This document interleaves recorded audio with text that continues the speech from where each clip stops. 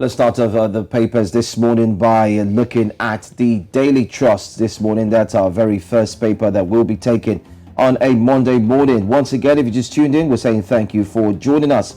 Daily Trust has on the front page there that a big story and big header there. Of course, still focusing on Nigeria's elections. APC wins Jigawa, Katsina, Sokoto, PDP in Akwa Ibom. Coincidentally, Osage, the governorship candidate for Akwa Ibom, talking about Umo Eno, was the governor who said he was going to do happy hour if he's elected. Happy hour.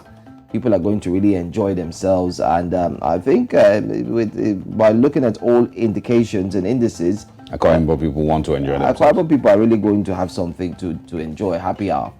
Anyway. Let's look at other stories very quickly. How cyber attacks expose Nigeria's IT security vulnerability. That's a story you might want to read. Page 3.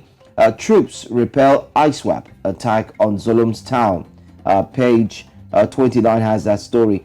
Manufacturing contributed 946 billion naira. Federal government earned 5.34 trillion naira from VAT, CIT in 2022.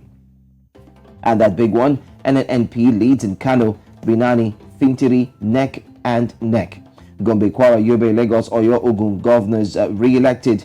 You also have Ali Zulum, Bala Mohammed in early lead, even though Bala Mohammed, we'll bring that story in between. Well, collation continues in Kaduna, Plateau, others today. And we do have our hands full, so we'll give you all the details. And then there's this infographic that shows different parts of the country, the political parties, and not forgetting too how they are faring. Let's take one last story before I pass it over to Osage. Niger communities chase away INEC officials. Niger communities chase away, I beg your pardon, Niger communities, Niger state communities chase away INEC officials. I mean, it's one of the things that we always talk about here when it comes to looking at the stories deeply. Why did they chase an INEC official away from a community? Page 15 has that story. And one last one. Bandits kill chief's wives after 2 million naira ransom was paid in Kaduna. Very, very sad story.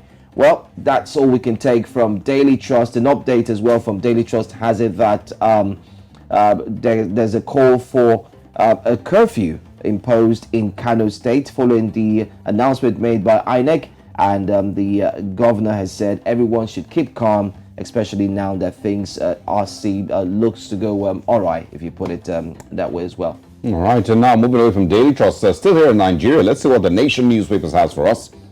Big one there splashed on your screen says Sanwo-Olu, Abdulrazak, Makinde, Abiodun re-elected. APC wins Gombe, Jigawa, Yobe, Katsina, Sokoto. PDP's Umo Eno wins Akwa Ibom. INEC declares Enugu election inconclusive. Governors maintain hold on assemblies. Interesting turn of events also in Enugu State. I think we should also put an eye on that one.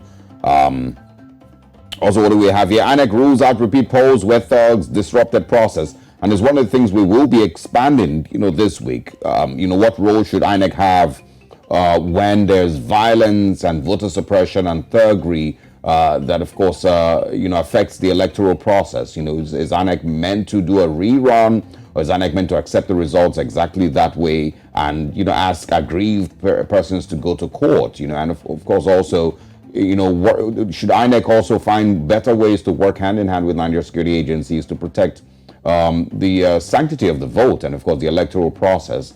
How do people go back home after they feel disenfranchised by thuggery and by violence? How come nobody also is arrested for the whole process and, of course, the whole disruption of the voter process?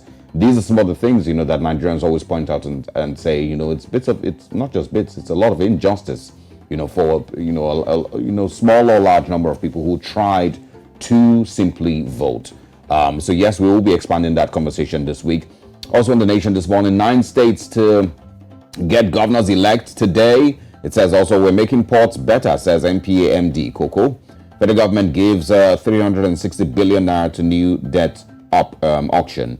And these are the big stories that we can find on the Nation newspapers this morning. We have more papers coming for you in the second half of the show this morning. Remember also, we will be covering other countries and sharing with you what the headlines are. But stay with us this morning on Breakfast Central on a Monday. We'll be back after the short break.